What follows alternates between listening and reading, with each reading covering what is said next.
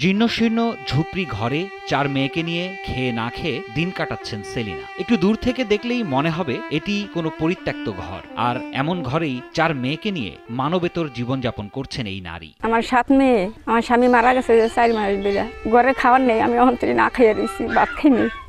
একজনে দিলে খাইতারি, না দিলে না খাই, ওই যে চকে গেছি, না খাইয়া হারা দিন রয়েছি।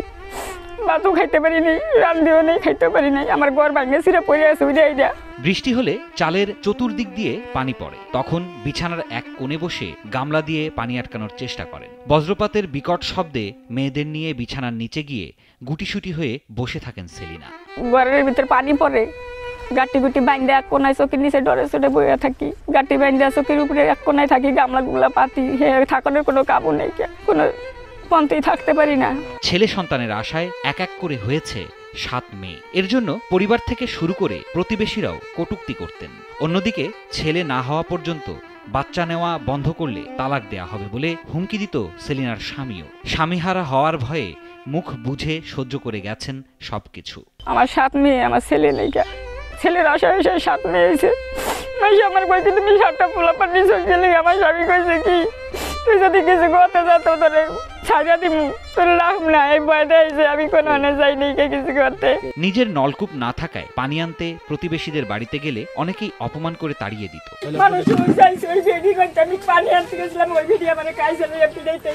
কেউ কেউ গায়ে হাতও তুলত বলে অভিযোগ করেন সেলিনা। কল নাইকা, কলে লেগে আমি পানি খাইতে পারি না।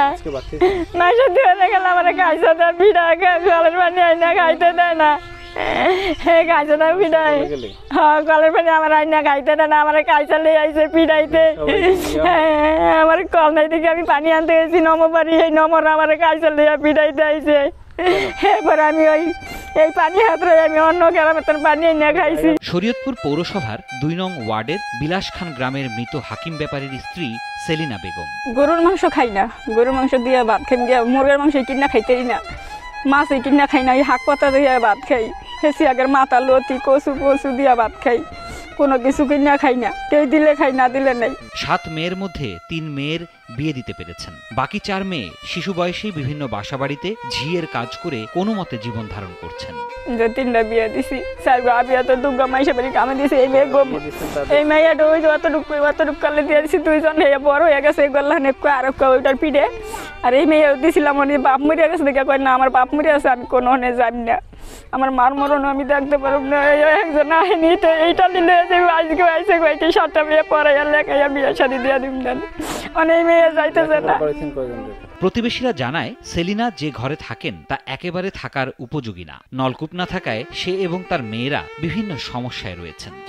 7টা মাইয়া ঘর নাই, স্বামী মারা গেছে, মনে করেন একটা কল নাই, অনেক কষ্ট করে খায়। বর্তমানে যে জীর্ণ খুপড়িতে তারা থাকছেন সেই ঘরটিও মানুষের দেয়া। সেলিনার বড় মেয়ে যে বাড়িতে ঝিয়ের কাজ করতেন সেই পরিবার থেকে এই ঘরটি দিয়েছেন বলে জানান সেলিনার শাশুড়ি। বড় মাইয়া বাসায় কামে দিয়েছিলাম, সেই মাইয়ার মালিকেরা এই ঘরটুকু দিয়ে গেছিল। জীবন ভরে বাবা কষ্ট করলাম, কষ্টে জন্ম গেল। স্বামী মারা যাওয়ার পর 7 মেয়ে নিয়ে অভাব আর রোগ শোকের অথই সাগরে পড়েছেন সেলিনা। স্থানীয়রা জানায় তাকে একটি ঘর আর একটি নলকূপের ব্যবস্থা করে দিলে হয়তো যাপিত জীবনে একটু স্বস্তি আসবে। উনি খুব অসহায়, উনি কষ্ট লোক। ওনার একে 7টা মেয়ে, উনি মৃত্যুবরণ করছেন।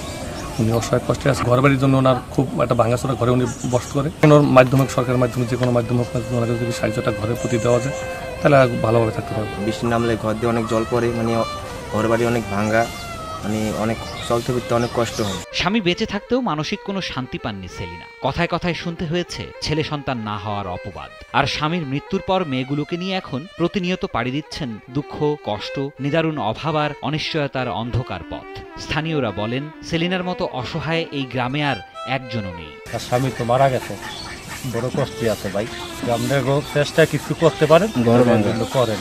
এর মতন গরিব এই গ্রামে নাই। স্বামী না থাকলে কি এটা স্বামী নেই হয়ে পড়ে। সারাদিন কায়িক পরিশ্রম করে কোনো মতে রুটি রুজির ব্যবস্থা করতেই ক্লান্ত হয়ে যায় শরীর। সেই ক্লান্তি দূর করতে নিশ্চিন্তে ঘুমাতেও পারেন না সেলিনা। এমন ঘরে মেয়েদের নিয়ে আরামের ঘুম সম্ভব না। স্বামীর ভিটেতে একটা ঘর তৈরি করে থাকাই এখন তার একমাত্র স্বপ্ন। আমার একটু কল হইলে আমি একটু শান্তিতে থাকতে পারবো, আমার একটা ঘর এলে আমি একটু শান্তিতে থাকতে পারবো। আমি দিন বাদে যদি একসঙ্গে খাই পোলাপান নিয়ে আমি এই ঘরে থাকতে যাবো আমার স্বামীর ভিড়িতে।